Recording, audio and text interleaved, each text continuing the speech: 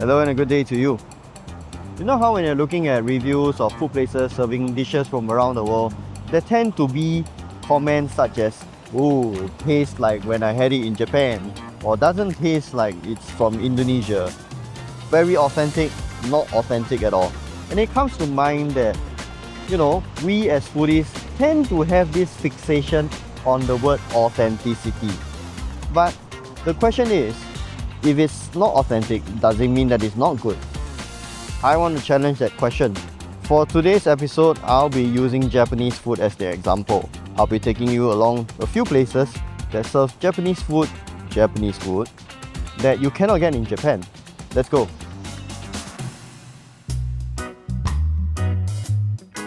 Back here at Ming Casual Japanese Dining, located at the bottom of CES Center near Chinatown. It's a very popular place around the workers around area, the office people around. The place serves a variety of very Japanese foods, but at the same time, they do have some Ming creations, very fusiony stuff. For example, they do have a flossy maki, and as the name suggests, there is pork floss, condensed milk, and wasabi in it. But right in front of me, I have the XL Xiang Ramen. As the name suggests, it's ramen with some chili in it. It's a miso tonkotsu soup with homemade chili, braised pork belly, onsen tamago, and tenkatsu. It's very thick right now.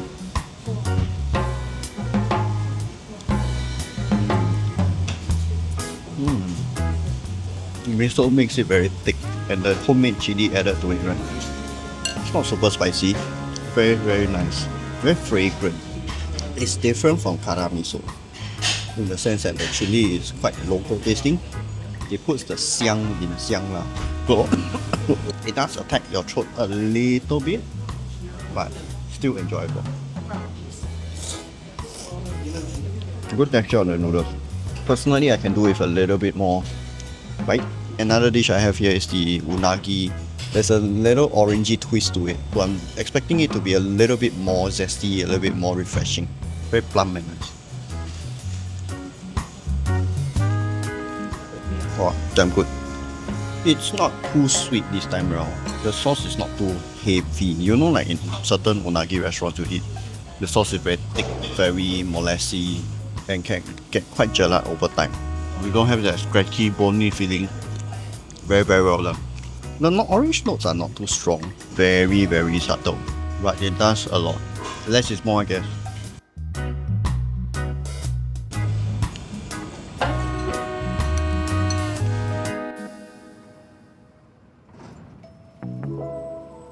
We are now at Keat Palm Hawker Center for Oishii Corner, located at the corner of the hawker center. It's a very popular Halal Japanese stall amongst the community around here. In fact, it's so popular, if you are dining here during lunchtime, be prepared for at least a 30-minute wait. I think we waited close to about 40 minutes. That's inclusive of a very big grab order that we witnessed. So what we ordered is the Oishii beef don, as well as the curry beef udon. From the looks of it, it doesn't look very authentic, but so what if it's not authentic? Does it mean it's not nice? I don't think so. What I read on Google review is that the curry tastes a little bit more Asian-y than Japanese, a bit more spiced, which actually might be quite nice, I think, I would imagine. I'm gonna try your curry.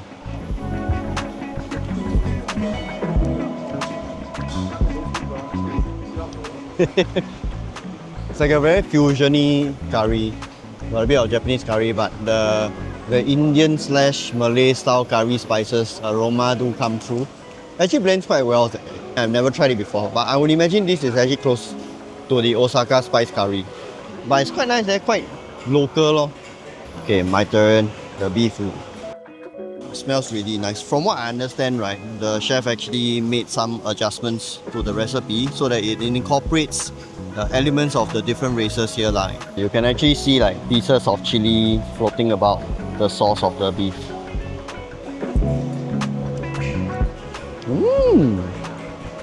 Very familiar, but very fusion.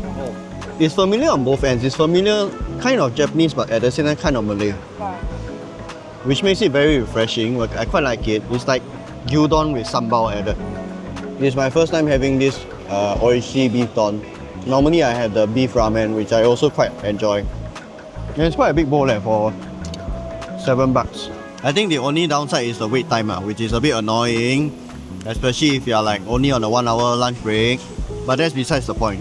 Taste wise, it's not bad. Is it authentic? No. Does it mean it doesn't taste good? No, it tastes great. Not bad.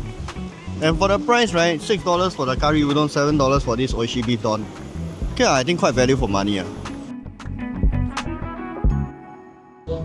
How? I cannot wrap my head around it. I'm here at Lucky Cat Cafe located right inside Hougang CC of all places. And this place is famous for vegetarian/vegan Japanese food. I'm actually here at the recommendation of one of the viewers on YouTube, if I remember correctly. And it has a rather good rating on Google Maps. So I'm here to check out some of the favorites here. I've ordered the more popular items, namely the tofu unagi as well as the yuzu cream coffee. You're mixing espresso together with something acidic, a citrus fruit drink lah, which reminds me of the orange espresso that I had the last time, that lavender.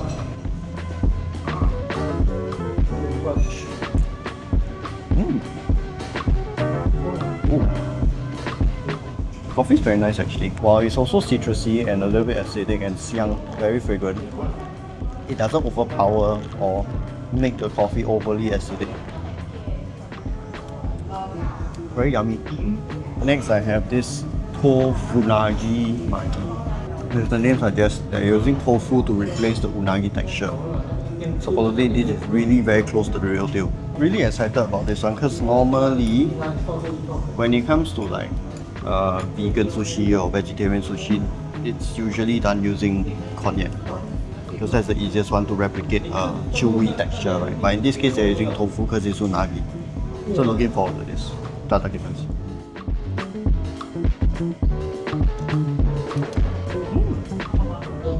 How crazy! I cannot wrap my head around it. I know it's tofu and yet I cannot detect the tofu. It's a lot more crispy than your regular unagi rolls, and the crispiness sort of brings a little bit of that smokiness that you get from regular unagi. And the tofu is soft, so the texture is very similar to like a properly prepared unagi, which is nice. This is a really well crafted dish. Every piece from start to end has the equal amount of crispiness, the katsu. Very cute. Okay, I've run into a slight problem. Because it's so crispy and so fried at the top, right? What happens is that there's a high chance the crispy bits will scrape the top of your mouth. But I'm filling it up there already. They made me believe in Wagyu patty again.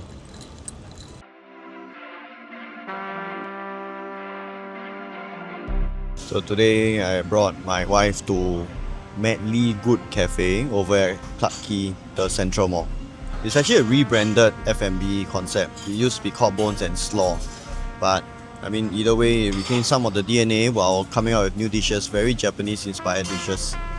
And the best of it all is if you are here, you actually have a very nice panoramic view of the entire Singapore River while you're dining, be it in the daytime or at night. So it sets up a very nice ambience, and the whole decor is rather Japanese inspired, very cozy. If you are lucky, you can actually see otters swimming by with.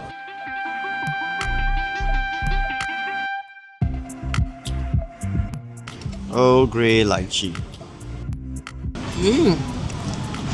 Nice. Nice. Refreshing. Mine is cafe mocha, you want?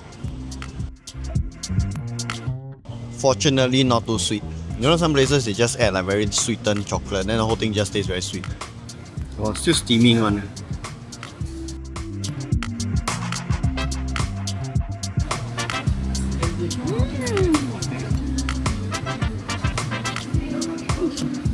Well, very subtle fragrance to the peach. Not too dry. It feels like the moving the kind of tonkatsu, 扁扁 one, but it's very crispy and flavorful. This is a very interesting pasta shape, I must say. Yeah, I get what you mean. I was thinking like this shape and the shine looks very familiar. Yeah, it does give me mee pok vibes. Ooh. Right. Can taste a bit of the furikake, a bit smoky. The texture of the pasta itself is kind of nice actually. It's like mee pork, but al dente.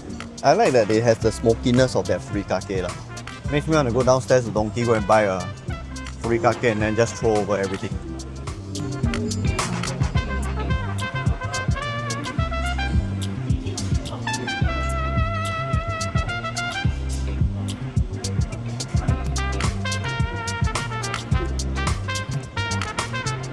Wow.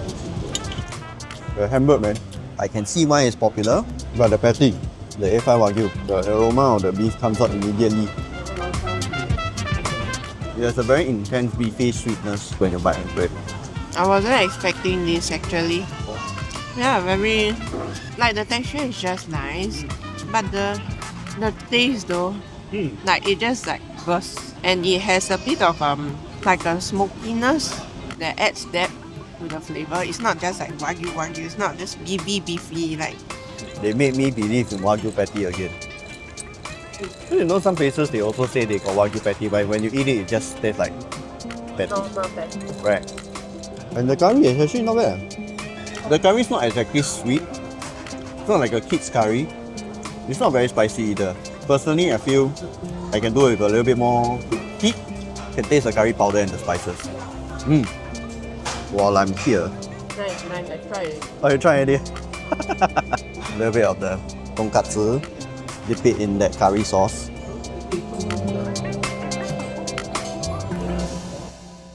When we talk about taste, what comes to mind? Flavor, texture, aroma, among many other things. However, not to be confused with taste is enjoyment, and for that, context comes to mind.